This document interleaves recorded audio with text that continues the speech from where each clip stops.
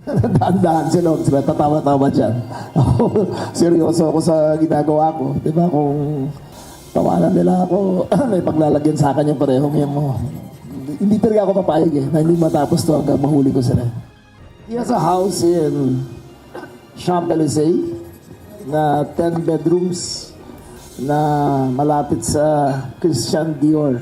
It's ganito kalaki yung taas yung mga ceiling ng 10 bedrooms. Probably worth maybe $200 million, euros.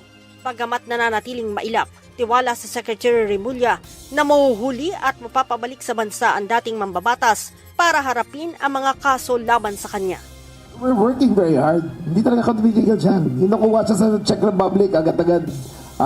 Pinadala na yan, DOJ, we did all we could. But it doesn't always work to our favor, diba? But now we see that this world is getting smaller. Palitan mundo niya. Eventually, makukuha rin natin yan. Nag-apply kami ng Red Notice September 2025. Yung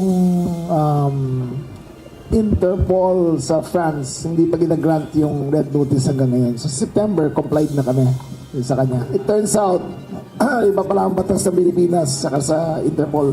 Basta doon may political inkling na konti, ay di-delay nila. In-investigate nila sa kanilang sarili. But I'm confident we'll get the Red Notice. I'm confident we're gonna get Zaldico back here in the Philippines. Yes, it's the only hope we have. I'm confident makukuha natin yun.